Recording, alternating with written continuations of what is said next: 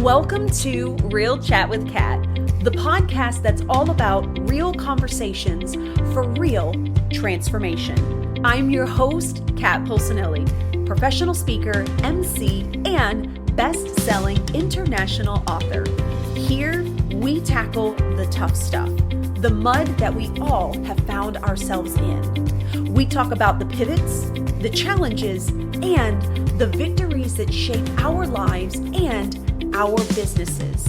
From overcoming trauma and finding your voice to navigating life's unexpected twists, we get raw, honest, and open. You'll hear from inspiring guests who share their stories of resilience, healing, and growth. Whether it's breaking through emotional abuse, embracing self-worth, or thriving in entrepreneurship, you'll find connection, empowerment, and the tools to keep you moving forward. So grab your favorite drink, settle in, and get ready for stories that hit home and conversations that make a difference. Let's get real together. Hello, everyone, and thank you so much for joining me today on this episode of Real Chat with Kat. I'm so excited to have you here with me today. I've been waiting for this episode. I've been waiting for this conversation. Katherine was mind-blowing when I talked to her the first time about wrapping in physiology and all the science pieces into your lifestyle, all the way down to your DNA and what it can do for you and how it all plays a part together. And I was like, oh, I could ask you so many questions. So I'm gonna try my best, you guys, to like stay focused. But we may go down a rabbit hole or two. But thank you, Katherine, so much for joining the podcast today. You're very welcome. I'm so excited myself. Yay! I am super looking forward to diving in and finally being able to ask you all the questions because I feel like if I ask them beforehand, I'm gonna forget and then they're gonna miss out on all the awesomeness. So now I get to like really nerd out, which is gonna be super fun for me. So do us all a favor then, Katherine. I'll let you introduce yourself, tell everybody you know who you are and what it is that you do.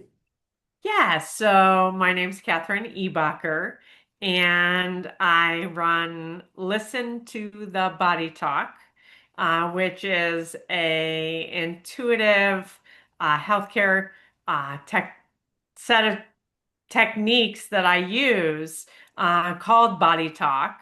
And it is essentially going into someone's story and finding out where the misalignment is, where the opportunity is for health, and finding body parts and organs and endocrines to um, reconnect and get communicating better and get them highlighted as to what they might not be listening to, what they might not have been paying attention to, and that knee pain that only hurts when you walk up steps and you ignore it otherwise.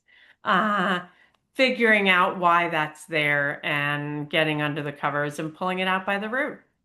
Ooh, I love this. And I love that I feel like there has been so many conversations on this podcast recently that has been like, how do we get to the root, right?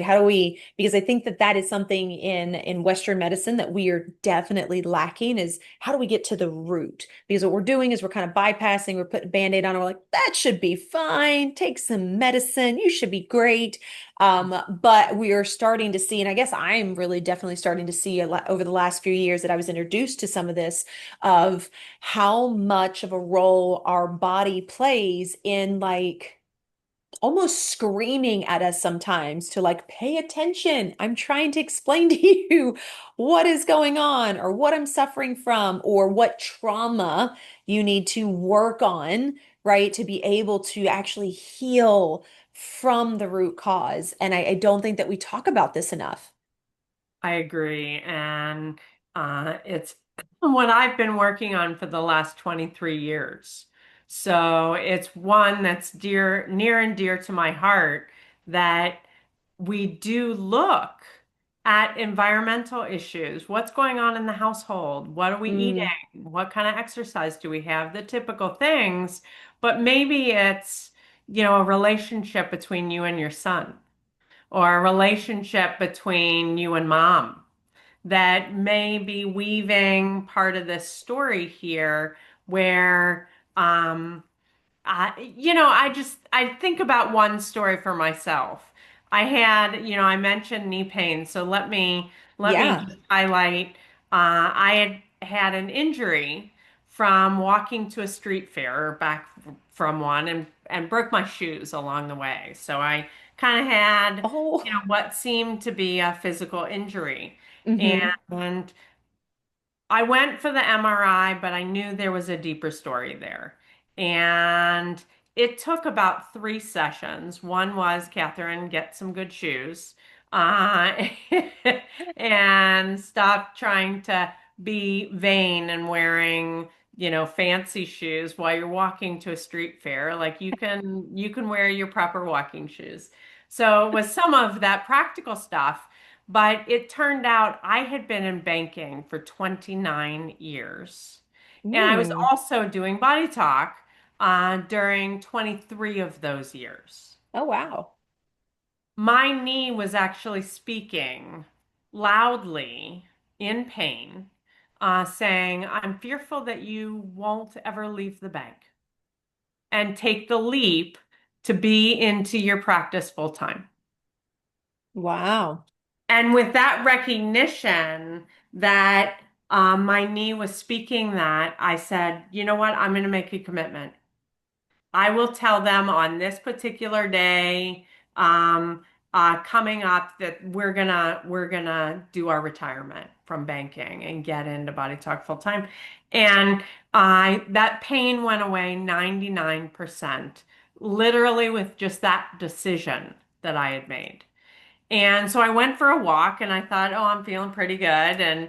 And walking along and seeing all sorts of fun things along the way. Uh, Construction time zone that was like something about be danger, be safe, and a little fairy garden was along the walkway of the path. And I thought, you know what? I'm just strolling. I've never been down that little alleyway before. Let me take a stroll down there, and um, my intuition says, Catherine, keep walking. I look up at the sign, and it says Corporation Alley, and I was like, whoa. The rest of that 1% of the knee pain went as I walked by that street, saw a Mustang convertible, and knew I was free, right? Somehow that knee pain was a wake-up call to me. And it was so interesting how the progression of those things, and the knee pain never came back. So crazy when I think, and I think about that too, like people that have stomach issues or migraines, shoulder pain, like different things like that. And I mean, they say that, we walk around with stressors to begin with, especially women, right? Like shoulders are usually tense. That's usually where we hold a lot of stress and stuff like that. But it's really interesting when you start diving into how much the body really is trying to talk to you to let you know when you consciously aren't aware of some of the things that you need to deal with. Maybe it's something from forever ago. Maybe it is something you've been holding on to, whatever the case may be. And I think I have seen this within myself as well with like hip pains that I've had and different stuff. And it's really interesting how, we have so many, we have so on neurons and receptors and different things like that, but it feels like it's almost like on a different level sometimes, and I know that, you have a wonderful background in regards to, anatomy and physiology and the psychology of all this as well. So I'd love for you to kind of explain like how does this even work? What that doesn't make any sense, right? For anyone that's listening, that's like your knee pain is what told you to get a corporate. How do we make the connection for people to understand that we really should be more present and kind of paying attention to what our body is telling us because it might be more than just a simple pain. Yes, and generally it is something more than just a simple pain. By the point, shoulder pain is something very interesting.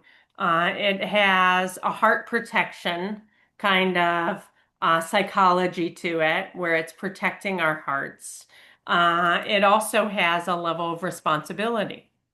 So Hmm. if we're over responsible or under responsible, those shoulders can lock down, frozen shoulder kind of aspect that says, nope, we have taken too much responsibility on, right? We need to get into an alignment with our lives where we can take on things in a slower fashion or back and forth. And the way we get to those stories is through muscle checking. I have a Ooh. map. It's a map of anatomy, physiology, psychology. It goes out to the level of the planets and how we're affected by the moon, our menstrual cycle, and that sort of thing, all the way down to the level of the genetic code. And consciousness of the genetic code can show up uh, as the new term that they're talking about now in science finally is epigenetics. Oh, okay. And what that means is on top of the DNA, there's little flags. I mean, anatomy there shows that they have kept the DNA open or closed, right? If it's Hmm. open, like the liver part of our body needs the liver parts open, and the heart needs the heart parts open. But the DNA in every single cell is exactly the same. Well, we can lock down the DNA or keep producing cortisol, that stress response. Hmm. We can be producing in overload. And it can be because those little zippers that keep the DNA open and closed is rigid. And it's rigid with a story. Okay. It's rigid with a story that says, I have a metaphorical tiger in my world, and it's called my boss, right? And it keeps that under cortisol popping up every time you think about that particular person in your life. And there may be a flavor of this where there's a personality conflict, certainly, but there may be a reflection there with how that boss treats you because of the way that your father had treated you in early childhood. And Oh, here we go. yes, it gets very, very neat when we look at the mirroring effect that happens in our current world to help us resolve things from the past. Hmm. Oh, okay. The mirroring effect. We got to talk a little bit about this because I don't think that a lot of people have heard of this. This is something newer to me as well, but this is like so fascinating. But it makes so much sense. And I've found this really interesting, and it's something that I pay attention to. I'll take it to this, the way that it kind of showed up for me, and I know that a lot of people that are parents can relate to this. We get frustrated with our kids because of certain things, and we're like, "Oh, that's stupid, or you're not paying attention," and da da da da da. But what is really interesting is the patterns and the things that we notice within our kids tends to be a reflection of the things that we need to work on. And our kids are like pumping it out there with a giant yellow flag. And we're getting frustrated with it. But ultimately, if we really do kind of look back, it's the things that are frustrating ourselves. And instead of us working on that, we're blaming our kids to fix something and not paying attention that it's something that we're doing as well, which is why we hear a lot of people. I know I used to hear this, right?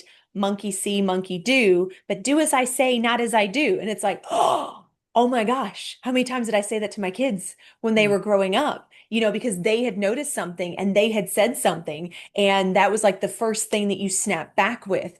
And I just find that really, really interesting. When I look at all the traumas and things that I have been through, especially being through an abusive relationship and then seeing the effects that that had on my kids, what I found really interesting was how much of a reflection they were back to me, the things I still needed to heal, right? My kids were not used to being vulnerable and being open. I was not used to being vulnerable and being open.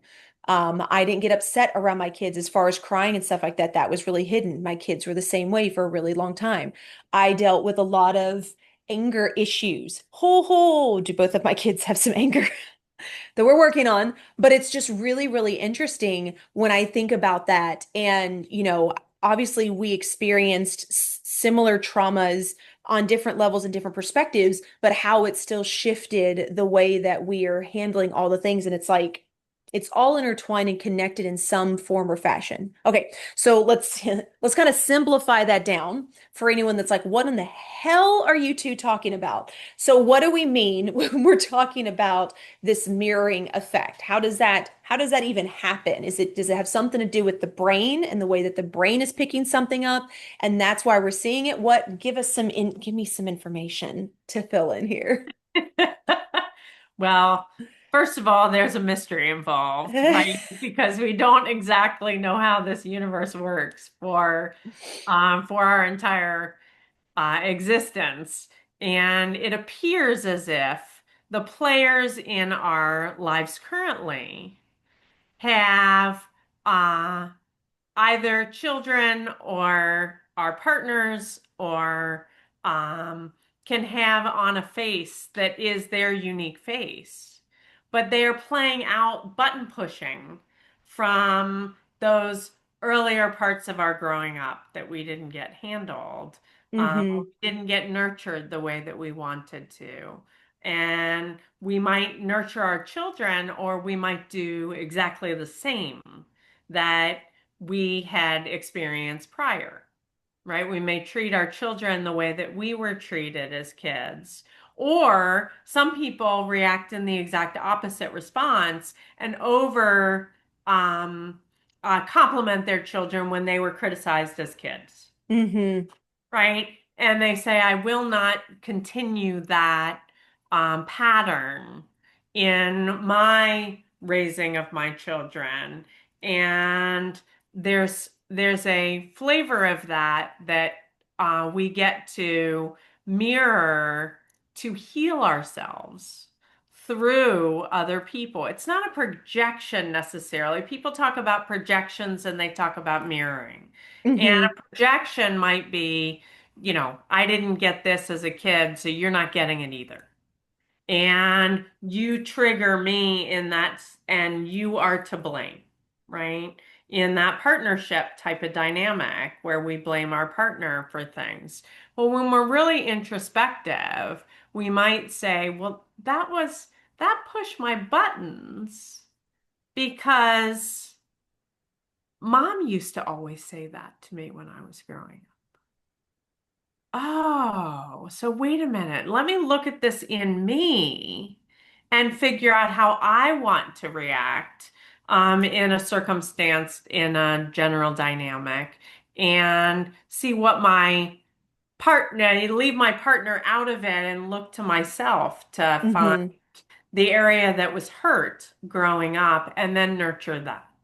And invariably, those relationships shift and change out there when we're not blaming them for an emotional reaction and instead looking for where did that originally happen for me? So, for instance, I'll give you one example. Um, those shame statements that we sometimes get into, like, I'm not good enough, right? Yeah. I went through an exercise with myself where I just repeated that silently to myself. I'm not good enough. I'm not good enough. And then repeated it out loud. Hmm. Then went into a meditative space and said, when did I hear that for the very first time? Ooh. And I went back and I remembered playing with my mom when my father decided that he came into the room and they had some sort of argument and he went out for a drive. And I was left with this woman who was quite emotional at the time and had had bipolar disorder. And so the argument had escalated to a certain point, and I felt unsafe. And at that time, I said, I'm not good enough to make my mom well. Mm. Then the exercise was that was a big eye-opening sort of response that I was the one who had said I'm not good enough at something. But I went back up to the level of intellect, which is one of those higher frequency emotions, and was like, okay, 8, 10 years old, no high school, no college, no medical school, no specialty in psychiatry, just not qualified. And all the tears came flowing down because I realized that it wasn't something that I needed to carry with me every day, all day. It was something that situationally I was unprepared for and was unqualified for. And all of a sudden, that belief system, I can say I'm not good enough till the cows come home, and it has no trigger for me anymore.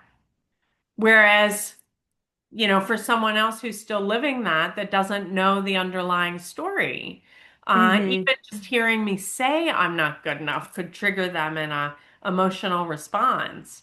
And it's worth exploring. How do we unhook that one dynamic, either intellectually or where is it in the DNA that it got locked down that says, you know, I forevermore will not be good enough.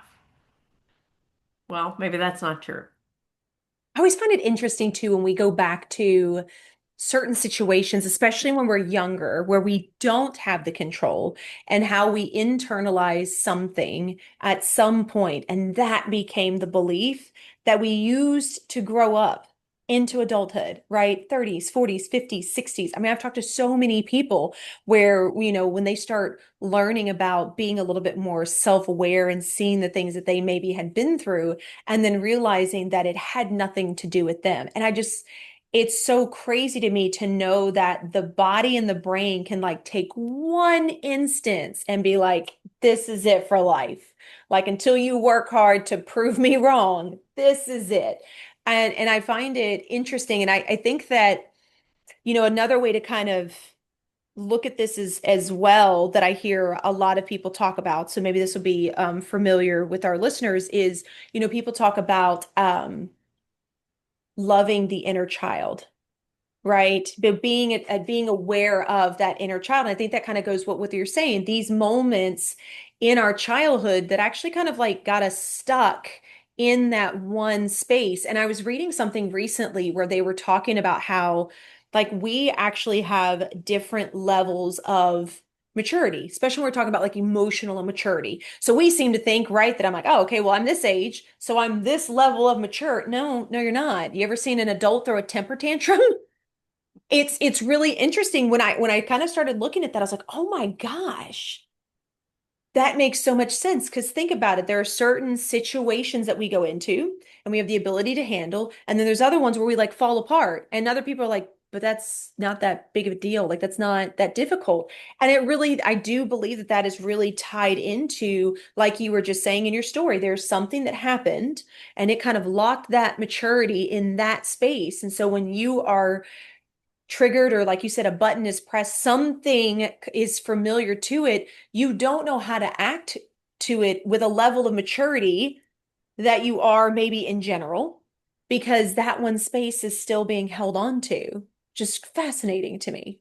That's right. Yeah.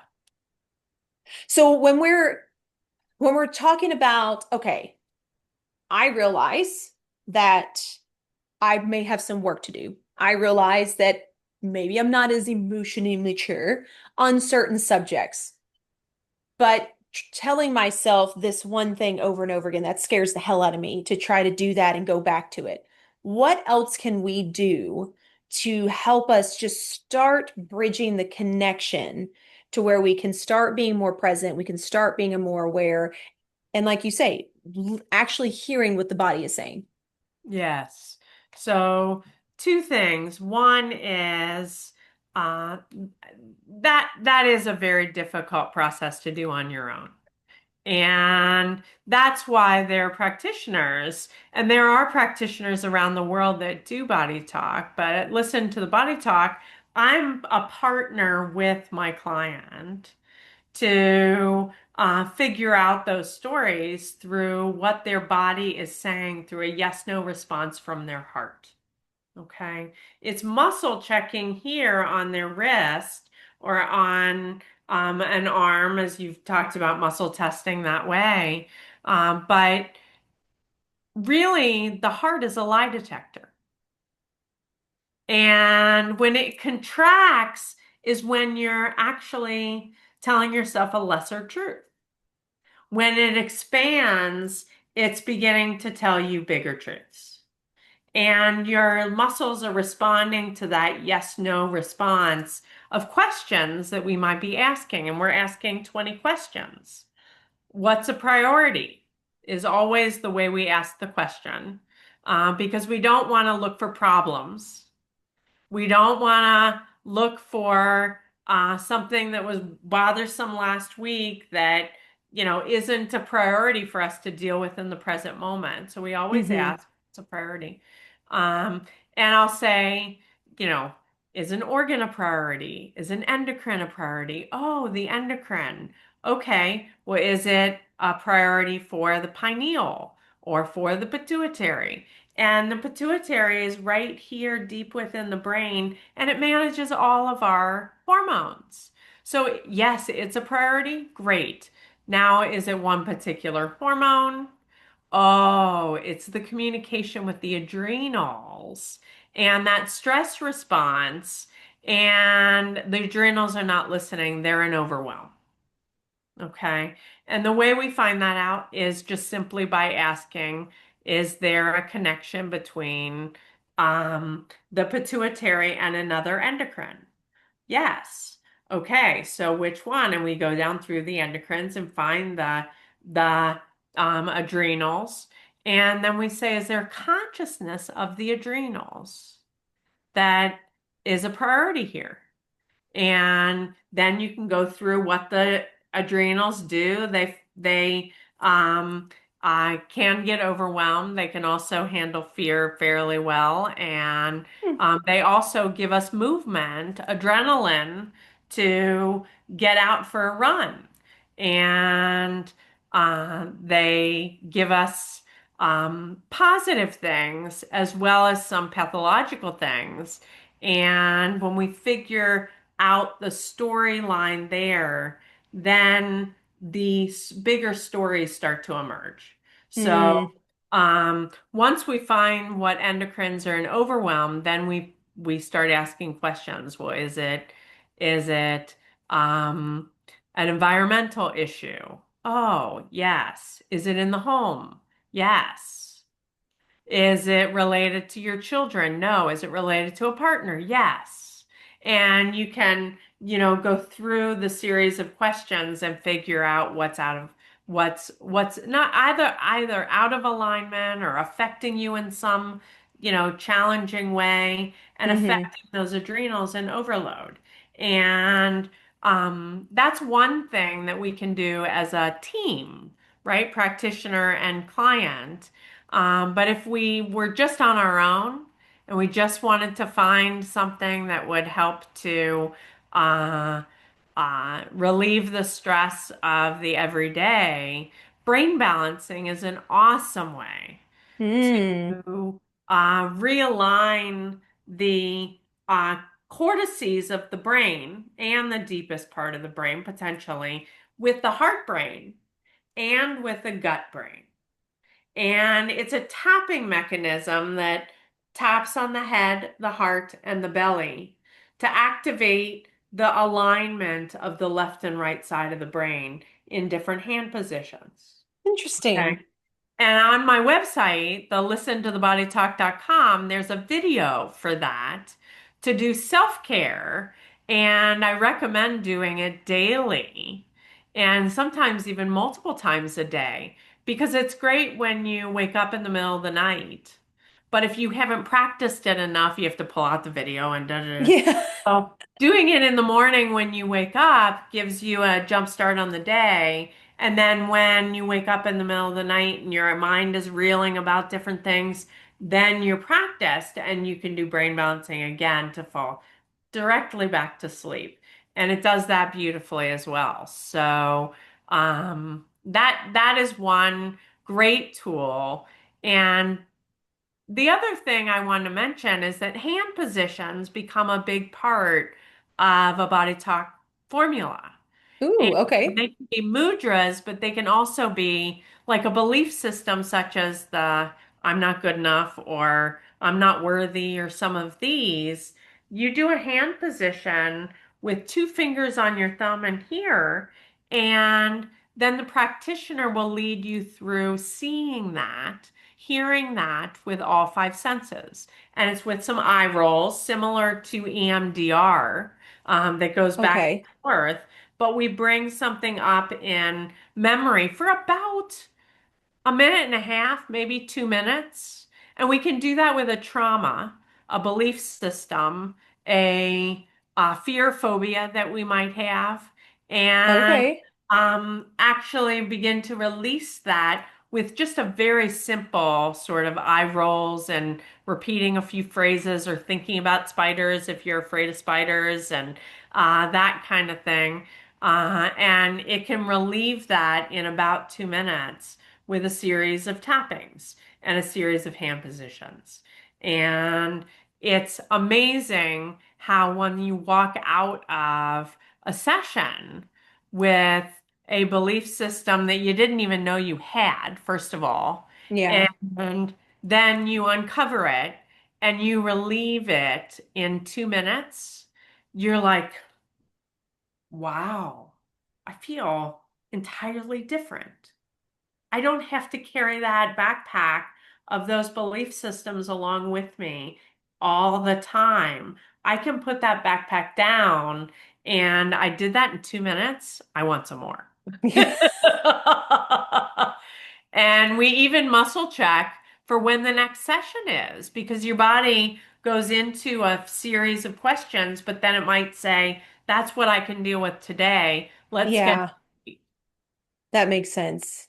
Yeah. Mhm. Because I do think that we can overdo it when it comes to wanting to heal. Because I know that like when I first got into it and started learning different modalities and stuff, I was like, oh my God, this is amazing.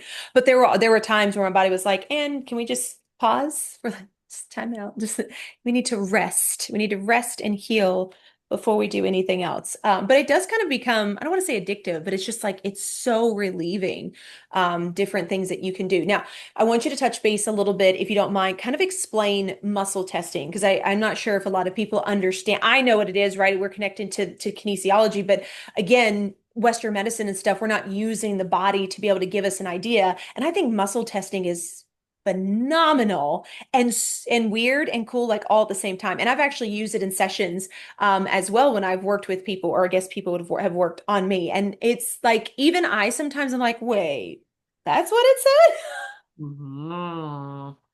Yes. A muscle, in muscle checking, is a muscle strong or is it weak?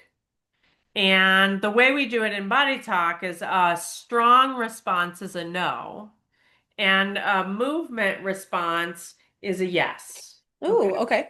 And you can actually do muscle checking with your own hands. Give me a no, and you lock it. Give me a yes, and it opens. And then once you've set up that communication, you can communicate with yourself because, again, that heart is a lie detector. It's activating those muscles based on every single thought we have, which is why when we're in an overwhelmed sort of place, we might be a little less stable on our feet because the muscles have become either rigid or weak at the fact that our thinking is constantly being evaluated by the heart. And it evaluates and activates the muscles to be strong or weak. And I find it fascinating that once you set up a level of communication, when you say, give me a no, give me a yes, you Hmm. begin to have a conversation with the body instead of just falling over because you tripped because your body was weakened by the thinking that you were having about, a challenging part of your day. Which makes a lot of sense because I think about times where, because I'm a very balanced person. No, but like I usually don't trip and fall over my own feet and stuff like that. And then there's sometimes like I'll miss a step and I'm like, what just happened. Or you walk into the side of a wall. I know I'm not the only person that's done this, where you're like so focused on what's going on, you go to turn the corner, you're like, bam, like, oh God, I thought that was a lot further than it was. So that makes a lot of sense because you've almost kind of shut down the communication to where like part of your brain is trying to focus so much on all the things that you're doing that the other part can't even pay attention, or it's just decided not to because it's like, hello, we're gonna hit the wall, so you will look at me. Uh, Yeah. I think Yeah. that the fact that our bodies can do so much for us and there's so much communication with it is just it's mind blowing to me. And it's also frustrating to know that we're not having this conversation on more of a larger scale, right? Like, why are our doctors not having this conversation with us? Why are we not going into these depths when we could be using this to actually figure out what's going on and us be able to live happier and healthier lives and not be in so much pain and feel so depleted all the time. And you talked about something in the kind of toward the beginning that I want to touch base a little bit on as well is, you talked about the gut and how the gut and heart and the brain are connected. I want to touch base on this just really quick. I'd love your insight on it because most of us, myself included, the brain, right, is where we think. The brain is where we do things. The brain should be, you would think, be the decision maker. And I have realized that is a lie. It is not the decision maker. And what I didn't realize was how many nerve endings and receptors in the gut is actually more connected and knowing more than the brain. Hence, trust your gut, which I thought was crazy because I'm like, oh, I thought that was just something we just said. No, there's actually a reason behind it. So I'd love to give you the space, but kind of explain the connection between all that because we don't realize that. We are taught that we think from the brain and brain is the decision maker. And I feel like it's more of the pilot, like it steers once it is given the direction. Hmm. You're absolutely right. And that response of what is your gut telling you, right? Because there Hmm. are all these nerve endings down there, and the one big decision maker is your gallbladder. Ooh, Gallbladder is a decider, and your liver is a planner and organizer. So they work together as yin yang partners, as feminine masculine partners, where we can plan something and we can make decisions about how we want that plan to work out, or not work out, but how do we want the plan to look. And we can also, the reason the gallbladder is a good decision maker is it's a processor of a lot of the breakdown of amino acids in our body when we're okay. when we're breaking down fats and meats and that sort of thing into good, healthy building blocks for the rest of our body, then it is essentially um, taking electrons on and off of little strings of proteins and making a short chain or a long chain or a longer chain by putting things together with little magnetic poles. Hmm. And it's an activator of not electrical, chemistry in the body. It's an activator of that. So it's also a good decision maker because it activates things that our body is naturally going through, but we don't have to think about that. We don't have to think about how the small intestine figures out what the body Right. needs in the circulatory system and what's garbage that goes out through the large intestine. The small intestine is super, super smart. It's one of the most intelligent organs we have because it's making those decisions, talking with the heart. The heart's saying, yeah, that big toe, we need a little vitamin C down there, or we need a little extra water in the knees because they're not very hydrated at this point. And the small intestine goes, okay, we need a little vitamin C. Let me talk to the stomach and say for the stomach to talk to the taste buds and say, bring us some orange juice. Oh, and then we open a door and we're looking in the refrigerator and we're like, oh, there's the orange juice. Okay, maybe I'll have some orange juice. Meanwhile, the whole body has already told you that it needs vitamin C, and it's communicating upwards to the taste bud so that when we're making a decision about orange juice versus milk, it's already been made. That decision was already made because the vitamin C was needed by the big toe. So crazy. Like just I it know. blows my mind. Oh, Mhm. it's so fascinating though to know that we are so complex, yet we're not taught about all of these things, that really make us who we are, and can give us these little hints and signs for us to be aware of more than just what, a doctor is saying. And no offense to a doctor at all. They definitely have their place wholeheartedly. And I think that we give away a lot of our power to these entities because they went to school instead of realizing that we should know ourselves better than anyone that we're dealing with, I see a chiropractor on a regular basis and I adore him because I know that I can go in and say, hey, this is what's going on. And the last time that we did the stretches or the way you adjusted me this way, I don't think that it helped. And he's like, okay, let's do something different, and so it's really interesting when we think about it in that way of like how can we be more aware and trust ourselves as well, that maybe we do understand ourselves more than we give ourselves credit for. Yeah.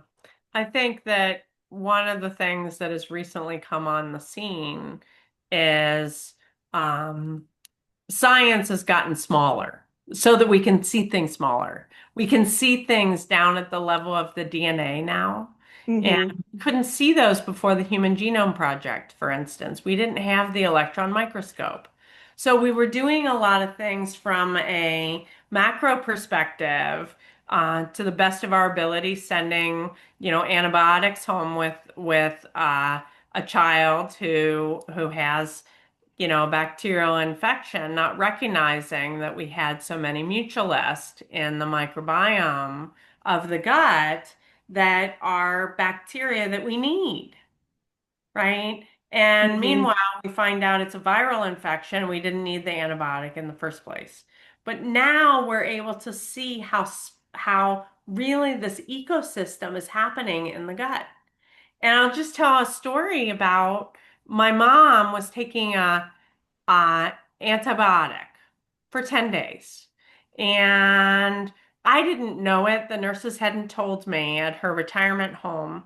And I said, Mom, you seem kind of down. Like, what's going on? Maybe we could go to the nail salon tomorrow and have a little pick me up. And she goes, Oh no. They're going to get clippings in my eyes and I can't pick out a color. I don't want to go. And I went home and I said, Mom's depressed, right? There's something going on here. And I called Hmm. up the nurse and said, I think she's got a chemistry change. And they're like, yeah, she's been on an antibiotic for 10 days. What? Oh my goodness. Okay. So Wow. I did this body talk session where I went to her appendix. The antibiotic was done. It had been done 10 days before. And in her appendix, which she did have one, is a storehouse of these bacteria, these microbes that we have. It's not a useless organ, it's a storehouse of microbes.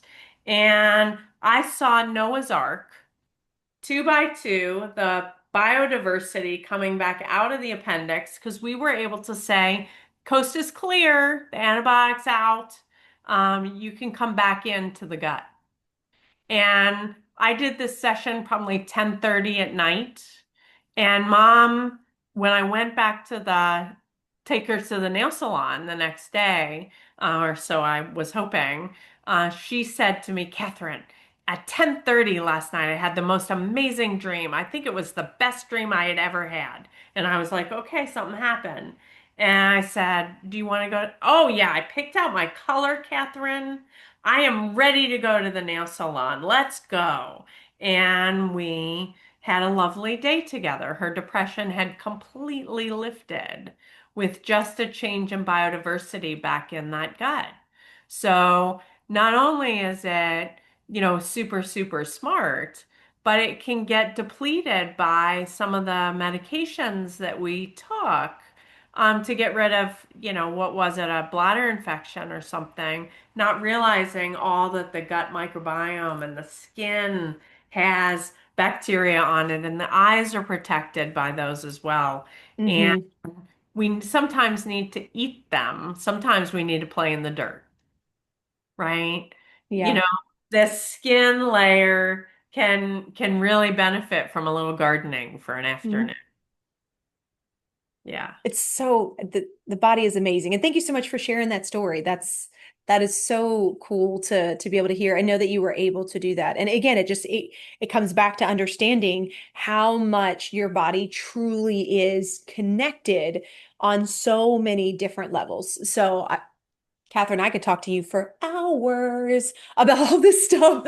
But please do us all a favor, tell everybody, how they can find you, how they could connect with you, how they can be in your world. They're wanting to learn more about this.